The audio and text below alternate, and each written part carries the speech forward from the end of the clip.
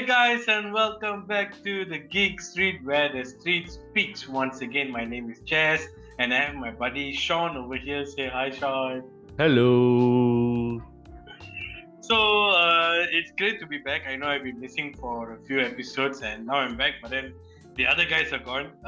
We are pretty busy, so we are trying to squeeze in wherever we can. So hope you guys can bear with it. So yeah, we are here to talk about She-Hulk episode 2. So before we go into the breakdown, Sean, how do you feel about the episode? I think it was pretty cool, especially some sort of reveals that happened. I won't call it a reveal, but there are a lot of teasers and things like that. So it was pretty fun. Especially we can theorize some things about where the Hulk goes and other things that have been sneaked into the episode. So yeah, I think it's fun, and also I think it's going to be okay. It can only get better from here, lah. Okay, that's what I would say. And of course, we are expecting some filler episodes, so don't know whether that's going to be the next episode or the episode after that. But we hope that they continue the story, lah. Okay, yeah. I mean, the episode was really short. It was very short-lived. I wish it was a bit longer because we have to wait for another week to watch the next episode. But yeah, like you said, there's a lot of Easter eggs that were slot inside and all. So yeah, let's just jump right into the breakdown of She-Hulk, attorney at law. But this episode, I think, attorney for hire, because she sort of lost her job, right? So yeah, She-Hulk episode 2 breakdown.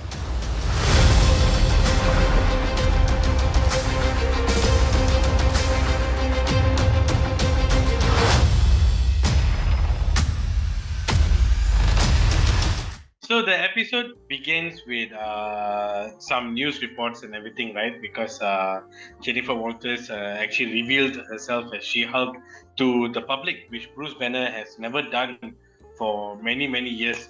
So, in the news, they mentioned that Titania is actually a super influencer.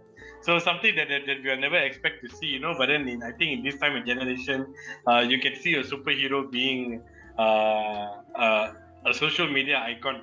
I think something like Ant-Man, he runs his own podcast and everything, right? So a little fun fact about Titania, I don't know if this will relate or not, but then if you guys read the comic, right, Titania, Mary, actual name Mary McFerrin, played by the actress Jamila Jamil. How Titania got her powers is from Dr. Doom, Victor Von Doom. So if you guys watch our previous breakdown for Wakanda Forever, we spoke a little bit about Victor Von Doom being involved, and with Fantastic Four being teased to be involved. Do you think that Titania might be a product of Victor Von Doom? How we also spoke about in Wakanda Forever, that all these human interventions in Wakanda and Atlantis could be the job of a certain doctor. So I don't know.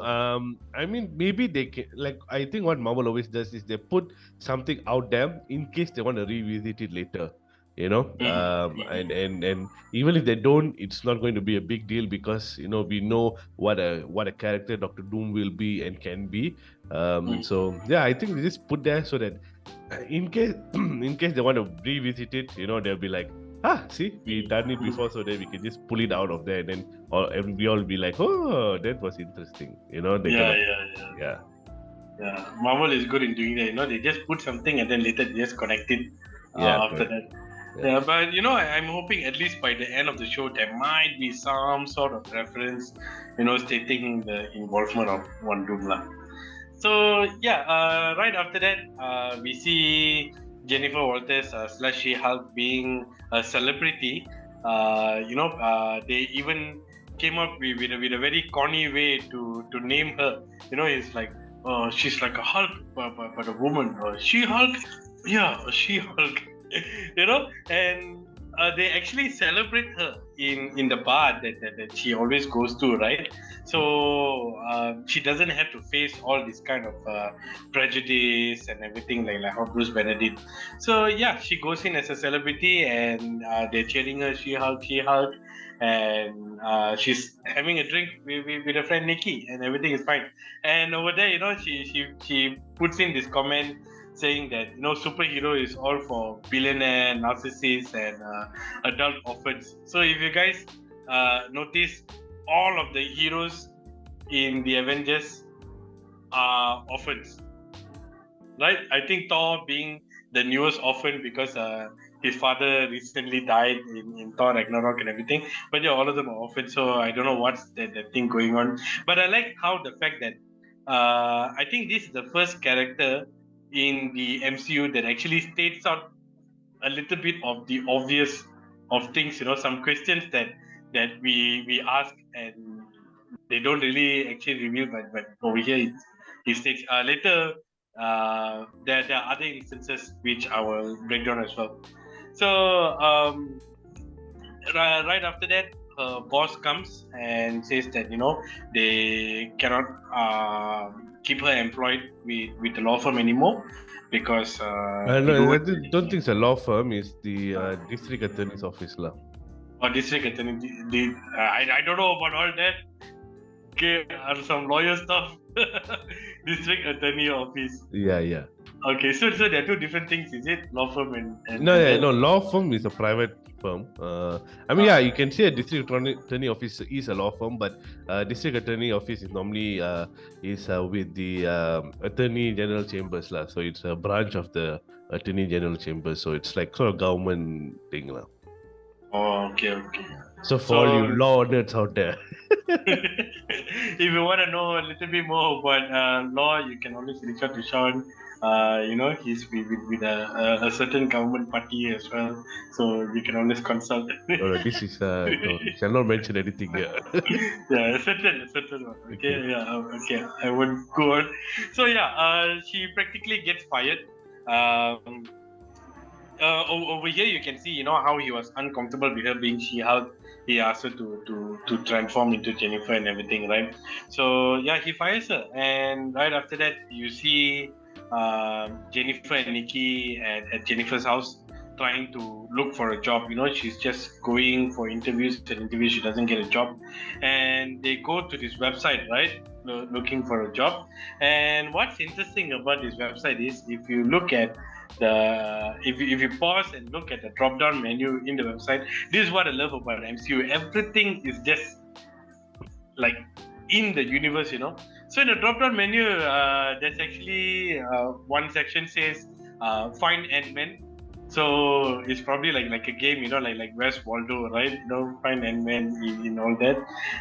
There's also a drop down section on Norse mythology. So of course people will be interested in Norse mythology because of Thor, and also Avengers. People want to get to know more about Avengers and everything. And there was also the QR code. So Marvel has been doing this QR code thing, right? I'm not sure. Was there a QR code in the first episode, Sean? Yeah. There was a QR code in the first episode. It was in the bar. Yeah. In the bar. Yep. Okay, so this one is on the website, and if you scan it actually brings back to the same comic issue from the first episode, which is the first issue of She-Hulk from 2004. Where this storyline is heavily based on. So you guys can go take a look. And at the side of the website, you'll actually see an advertisement for Iron Man 3s. So they basically release sneakers based on Iron Man. I wish I could have those kind of sneakers, but it's fiction, so I can't get the sneakers. And maybe you can come up with those like that. You can maybe design an art of Iron Man or something like that, sneakers, and sell it. Sell it to Nike. Nike, I'll send you my designs, please. Accept it. So below that, these are the interesting ones. I think we all got a little bit excited with the Easter egg over there. So the first the first statement, he says that man with metal claws, what fights in a bar brawl or Yeah, something. bar So, brawl. Yeah, so immediately we all know who is it. I mean, Sean, who else will yeah. fight in a Who bar? else but Logan himself?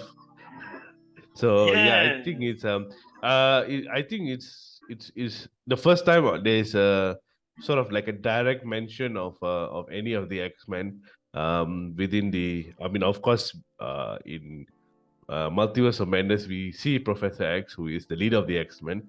But I mean, besides him, now I think slowly should or surely they will sneak these sort of little things into the coming movies or series, because I think they're heavily teasing mutants, and for all we know, they could pop up somewhere. Maybe Captain Marvel, sorry, the Marvels.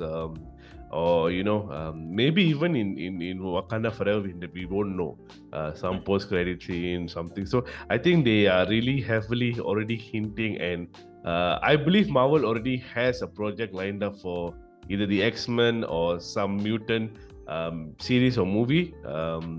I think so. It's very exciting. That, I mean, this is like this is not a hint anymore. They're just putting it out there and said, "Hey, look, we have a Wolverine in this universe. Hello," Yeah, that sort yeah. of thing. Yeah, so yeah, pretty excited for that.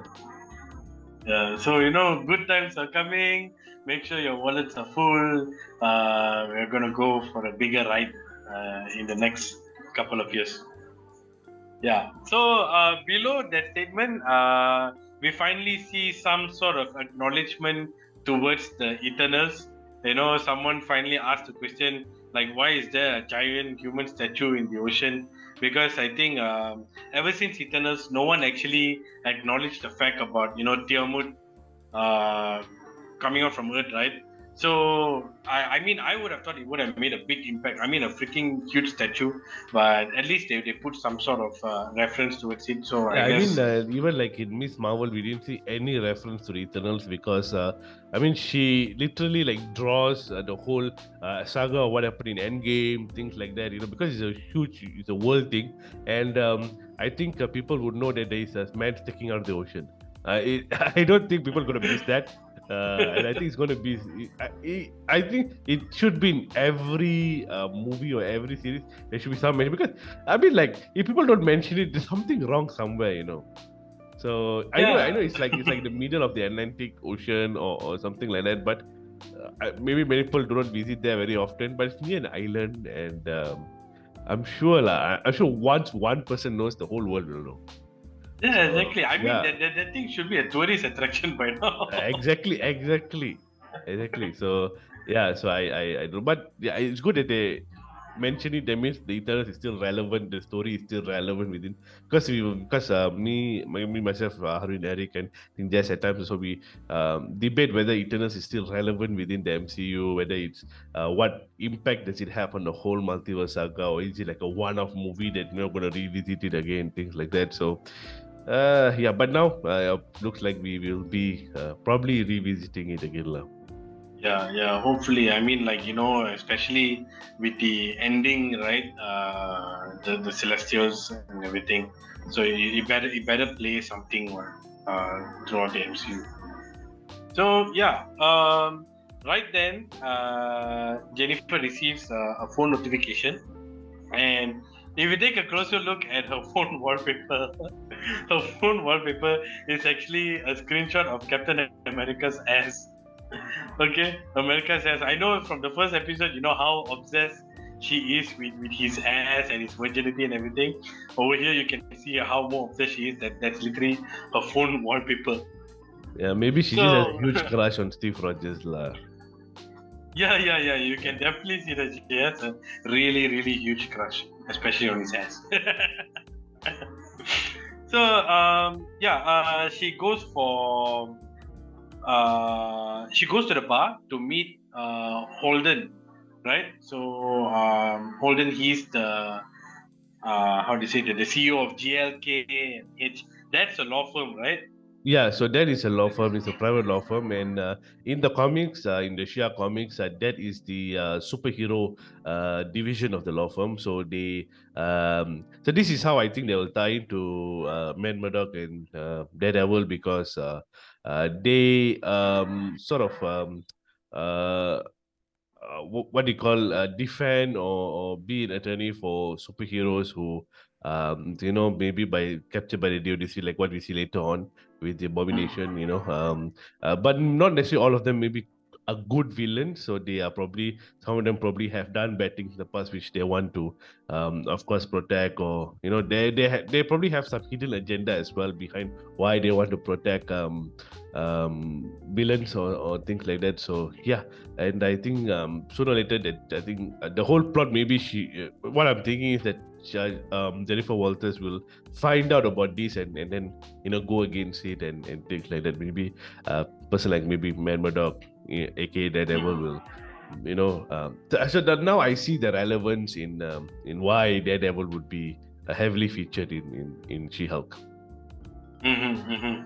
Yeah. So there's a little suspicion on what is going on over here. Everything seems very fishy. Later on, we will talk about this stuff. So yeah, she immediately accepts the job, and she goes to her first day of work, and immediately Holden says that he wants her to be in her She-Hulk form to represent the law firm and to represent her clients. Okay, that is like red flag number one. Why insisting her to be in that form? And then of course there's some Easter eggs also. She passes by this one office with one small Chinese man with a lot of comic books in the shelf. So this is we believe is actually Stu from the She-Hulk comics, where he actually works in the basement of JLK and H with all Marvel comic books, which they use for references. So we think of course this is the guy lah. Okay, so yeah, she gets her own office. Nikki is there, and then we are introduced to Park.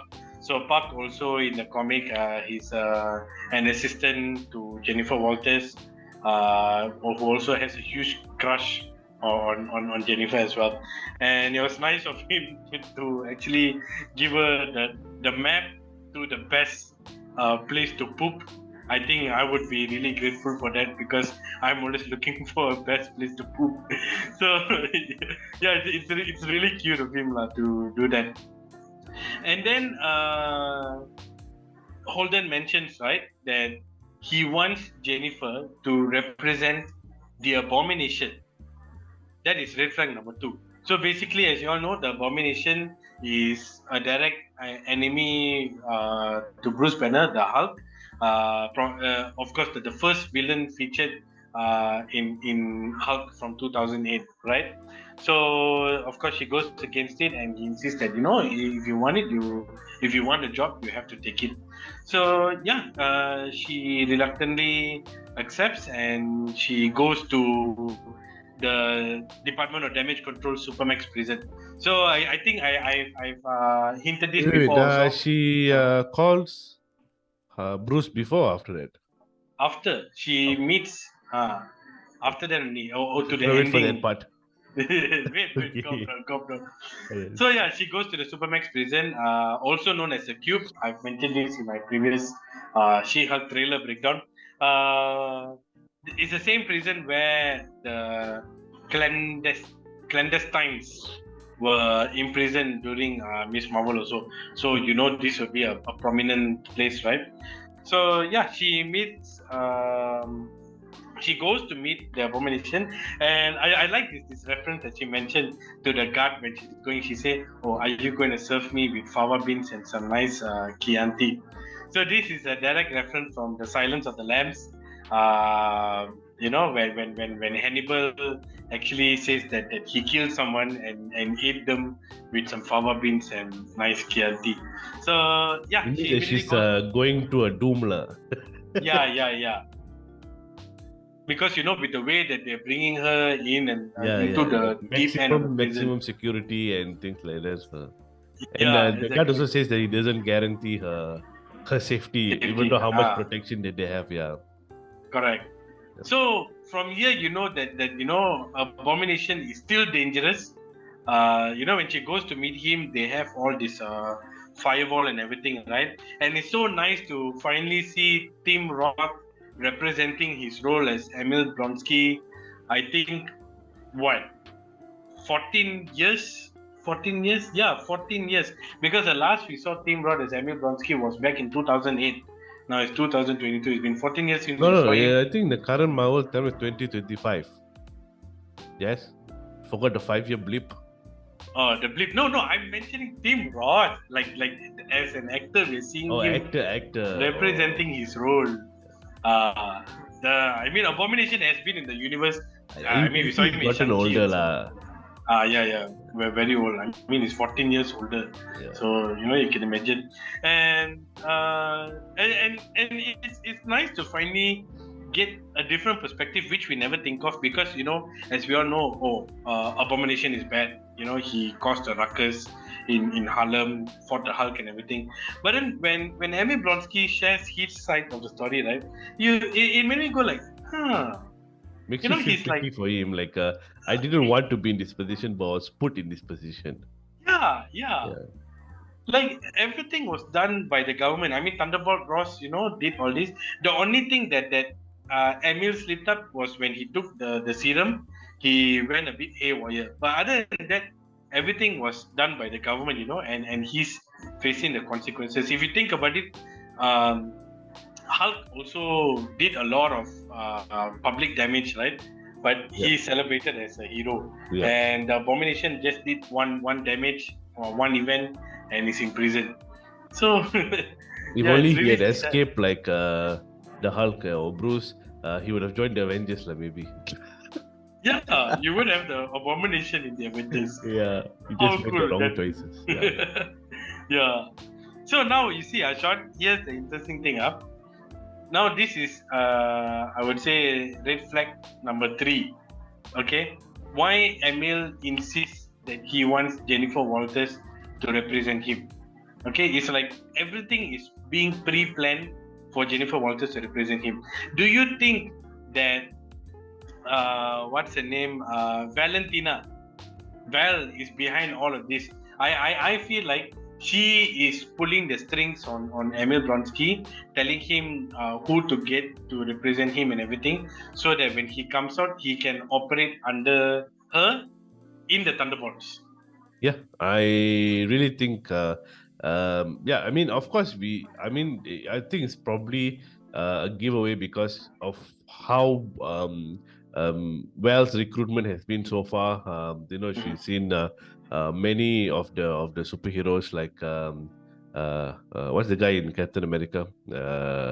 US agent, and then Yelena Belova, and many others. So I think definitely that I don't think they would have brought. There's two things. Like, one is they maybe would have brought Abomination back just because it's Hulk, or they have a big plan for him in the Thunderbolts. So it could be one of the two. But I think, if they want to bring someone like Emil Blonsky, what's his real name? Tim Roth. Yeah, so they want to bring him back. I think they would have had a bigger contract than just one series. So I think it makes sense, lah. Yeah, it does, right? They wouldn't simply bring an actor back just like that. There's bigger plans, lah. Yeah, and he's not a B list actor. Also, he is a well-known actor, and I'm sure to bring him back there. So they have to have had a bigger contract than just one series. So we'll wait and see for that. I'm sure Val will turn up, whether it's for Abomination or whether it's for any other characters that might pop up in the series. So I think all the series so far we have seen Val recruiting. So I wouldn't not say that she wouldn't be here, lah. Yep. Especially you see her with all the side characters, right? So I think you can consider She-Hulk as still a growing character and everything. So it'll be a good avenue for Val to come in and do her work, Yeah. So okay, recruitment work lah. her recruitment work. Before we jump to the next part, I actually forgot to talk about the dinner when Jennifer Walters actually goes for dinner with the family. I think we believe that Bruce Banner's mother was actually in the dinner as well, but then she didn't say much. But you actually see this whole family hoo-ha going on. You didn't expect Bruce Banner to have this kind of extended family and cousins, right? So I like the fact that the father asked, this Hawkeye, does he go around collecting his arrows? This is something that we've always spoke about within ourselves, And yeah, they showed a bit, but then like for someone in the MCU to actually question it is kind of funny. And another Easter egg, Jennifer's mother, right? She will tell Jennifer that there's a boy named Yusuf who is interested to become a superhero. Okay, and she wanna give Jennifer's contact or something. So I think is this character from the comics, Yusuf Abbas. In the comics, Yusuf Abbas is actually a really great help to She-Hulk, and of course he's a hero fanatic, and he wants to become a superhero as well. So probably they might introduce this character later on in the series, or maybe it's just they just drop in a mention over there. We can't really say how important this character is. So yeah, okay. They also mentioned about that Jennifer not destroying the cities and everything. Of course, this is direct reference to Avengers: Age of Ultron, where Bruce Banner, went on a rampage and everything. But yeah, those are just mentions lah. So now we will jump into the part where Sean wants to talk very badly about. So Jennifer calls Bruce, and she tells him that she accepted the job, and Bruce says No, she didn't say she accepted. She called in the pretense that she was asking him whether is it okay, for him to. Then later Bruce called her and said, "Jen, you're just calling me to tell me that you accepted the job, right?" Then she was like, "Yeah." Yeah. She beat around the bush. That she admitted, and a really really great reference was when Bruce mentions that he and the Abomination, whatever happened between them, they threw it into their past, and he was a different guy back then, literally. So when Bruce mentions that he was a different guy back then, right? It's actually a direct reference saying that was Edward Norton. It wasn't me. I'm Mark Ruffalo.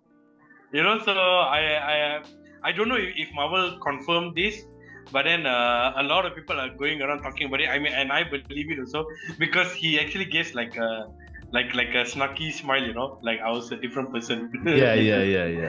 Yeah. I think there was just a comic thing lah, so. Yeah. I don't know. I mean, it's kind of nice, right, for him to actually acknowledge that fact.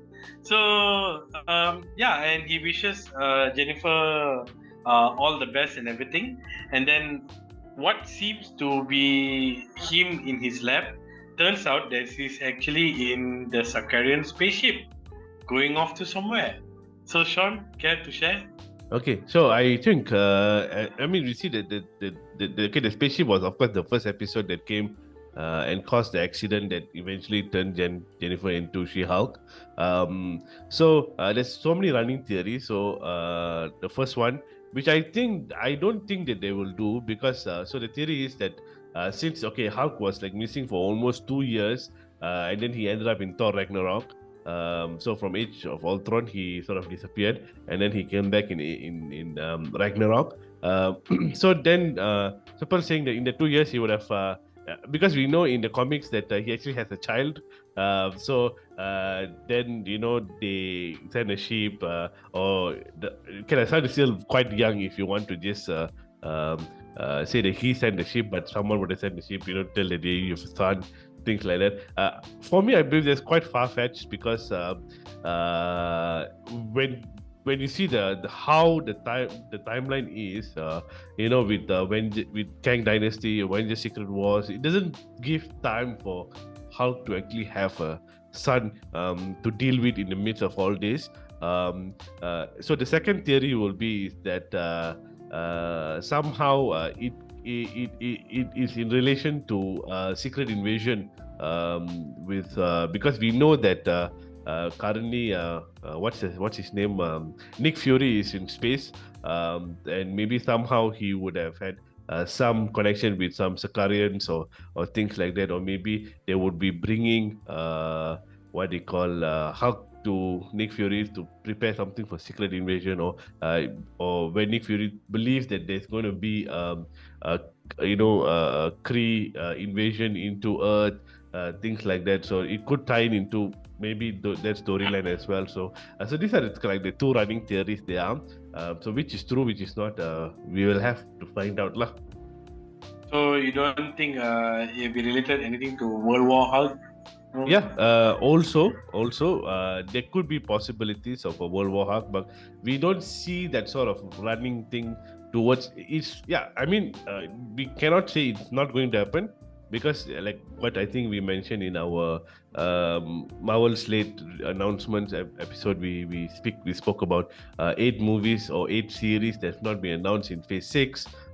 So maybe there could be a World War Hulk, but I think with so many things going on with Secret Wars, to have a World War Hulk wouldn't play so much. But maybe they could be teasing it up for maybe Phase 7 and so on. So yeah, but we'll see. Yeah, I mean the possibility of World War Hulk is very enticing, and it would be really nice to see. With I think the amount of beautiful graphics that we have nowadays in movies, I think it's going to be amazing. So yeah, we don't discard it, but for me, I think it's a little bit out of what Marvel is going through with the multiverse saga, if you ask me. Yeah. Yeah, I think that deserves a really separate storyline by itself. I don't think it'd be very possible to tie in as well. Maybe like what Marvel does, like they plant the seed and they revisit it later. So they could be doing that as well. So yeah, I mean, there's so many possibilities. But there's be one specific reason why they're looking for Bruce Banner, because I think there's so many smart people in the cosmic realm that I think Bruce Banner is just like a ripple in the waters, or a small stone in the water. So why specifically Bruce Banner? Yeah. So hopefully we still have a few more episodes to go with She-Hulk. Hopefully we get to see a little bit more about Bruce Banner. Maybe he'll come back in a post-credit scene at the final episode or something like that to tease whatever that they want to tease with Hulk and his son, or whatever they want to do with it. So yeah.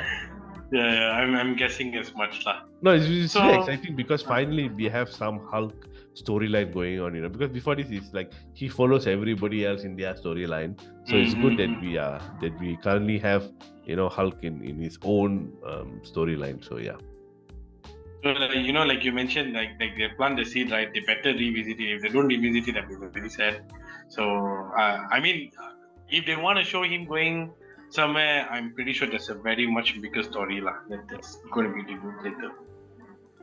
Okay, so yeah, almost to the ending. Of course, we see footage that is leaked on the news that shows Wong and the Abomination fighting in the fighting ring, right, from Shang-Chi. So Jennifer Walters, she says that she's dead because how is she going to defend the Abomination? So after the public is seeing that he's fighting illegally, in an underground fight kind of thing. But here's the question, like why is it suddenly surfacing now? So is the series taking place right after Shang-Chi, or is it a little while after Shang-Chi and someone is leaking the video and just giving Jennifer Walters a hard time? So Sean, do you have anything? I just think that I don't know what's going on.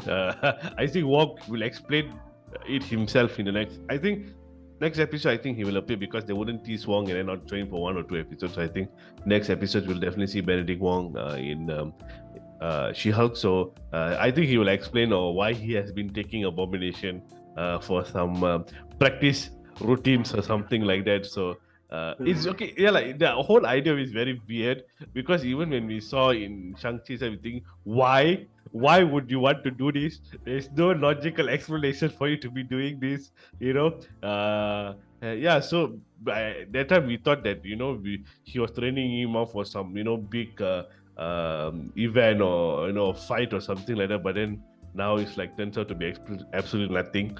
So yeah, it's a very weird thing. So I will let Marvel to explain whatever weird stuff's going on there. Yeah. Trust Marvel. If Wong is going out of his way to train the Abomination, out of all people, I'm pretty sure there's a very good reason, lah. So yeah, let's see. Right. So yeah, basically, of course, there's the end credit scene. I wouldn't say end credit; it's more of a mid credit scene. Nothing much going on over there. It just shows that Jennifer in her She-Hulk form doing some house chores, helping the parents around, carrying gallons of water and stuff. Basically, the family is just making use of her strength, like that shit, lah.